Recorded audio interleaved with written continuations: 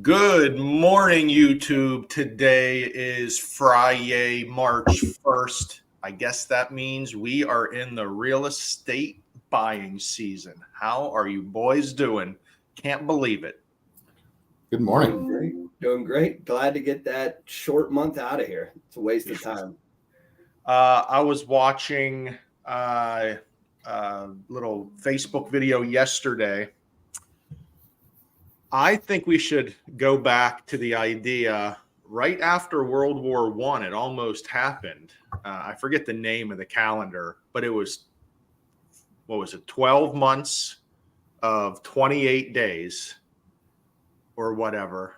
Huh. And then there's a world holiday between the 31st and the 1st that it would just be a blank day in the world. No one does anything. And you have an even calendar. Apparently, it almost happened after World War I. Then it didn't happen, but I feel like we're the only country. Again, I'm just speaking completely blind. I have no idea, but I feel like we're the only country that works every day of the week, all the time. I think there's probably some countries in Africa or East Asia that will probably have issues with labor that I think you may be wrong there, but yes, I hear you. As a civilized country, it seems like all we do is work to live, baby. Yeah, like the Europeans are always, we're going on holiday. We're on holiday. We're shutting down everything. We're going away for a week. You watch too much soccer. That's okay. But fair.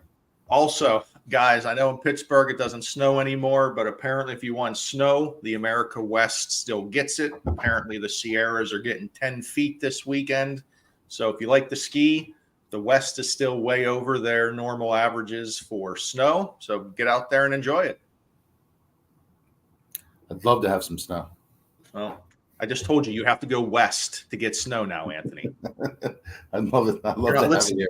It's March, no more snow, baby. Let's get the golf season. I got 1 month till the baby comes, so. Oh, man. We're going to fight it. Awesome. But yeah, getting into it on a Friday. It's March. It's tax time. People might be getting income checks. There might be looking to use that for down payment and closing costs.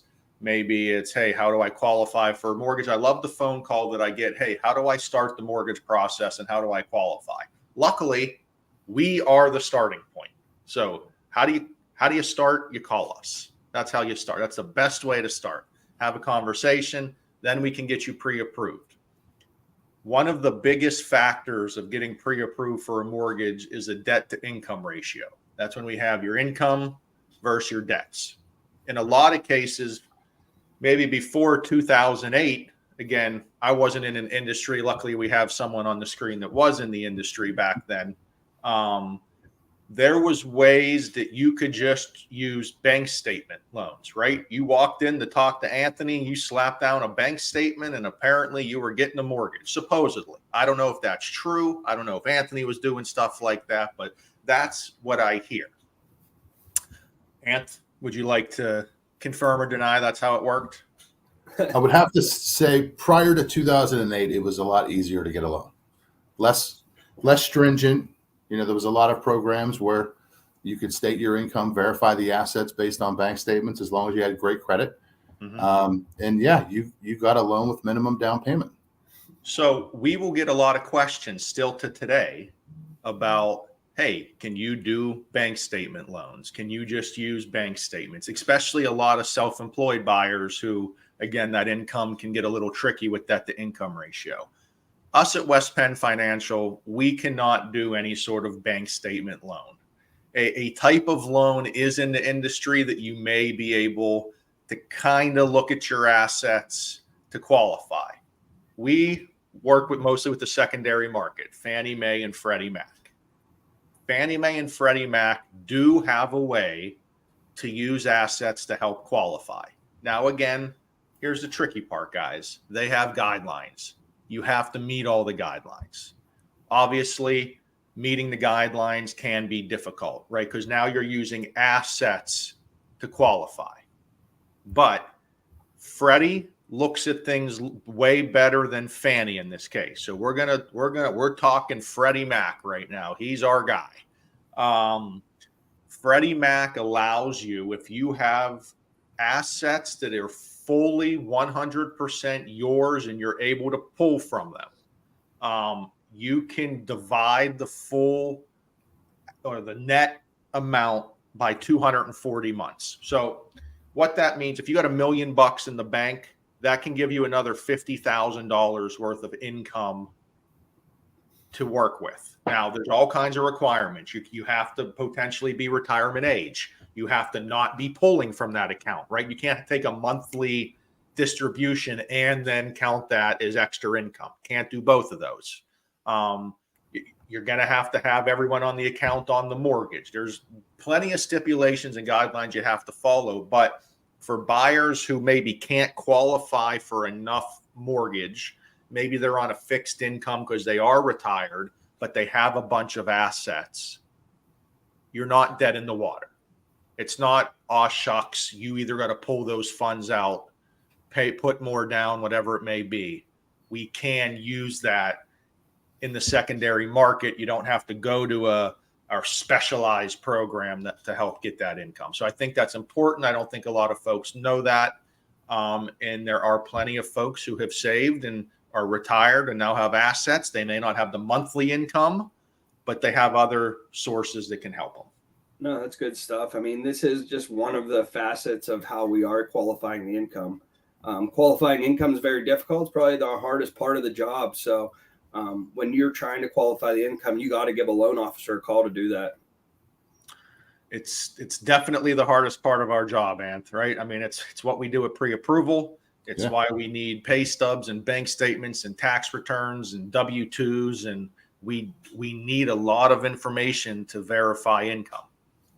Yeah. I mean, I think it's so important to, I mean, everybody, you guys know, I mean, there's so many questions that get asked or given to clients from, people that are not in this industry. They're not mortgage professionals. They don't see this every day. They don't have the qualifications to do this.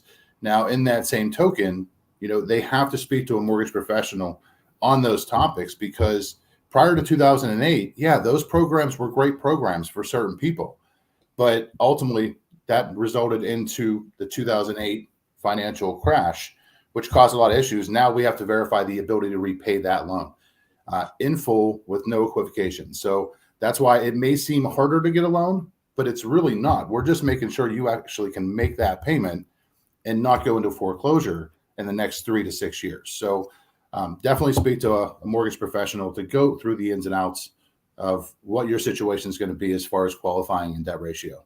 And I don't want to sound like the bad guy here or anything. We're not trying to fight against the buyer, agent, anybody. We're on the same team. Mm-hmm. We're asking for those documents to make sure that everything is going to go smooth. We hate asking people for a million things and then getting mad at us. That's no fun at all. So we are on your team for that. Yeah, we want to make it as simple as possible. It's just we have to follow mortgage guidelines. They're, yay thick, thousands of pages.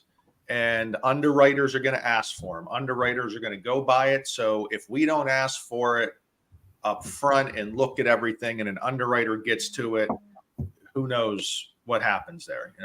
I don't think anyone enjoys underwriters and their decisions they make sometimes, but it is a necessary evil to make sure, that checks and balance of our loan officers are in play there. Yeah, and the blood sample's not due until closing, so the beginning's just all paperwork. So yeah, wait till you do the physical fitness test to make sure you can get the loan at closing. So paperwork is definitely easy. Especially if a big yard. I heard it's pretty stringent on that physical fitness test. Yeah, absolutely. The bigger the yard, the tougher the test. And you better start your push-ups now. Get it going.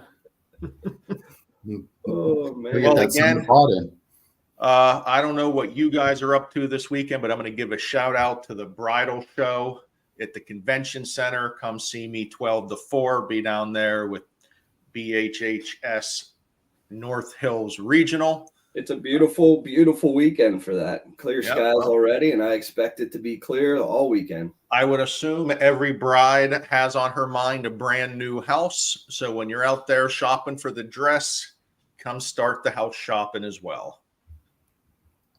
That's some good stuff. Yeah. All right, boys. Wilson, Great Friday, great weekend. See you Tuesday. have a good So, one. yes. Later.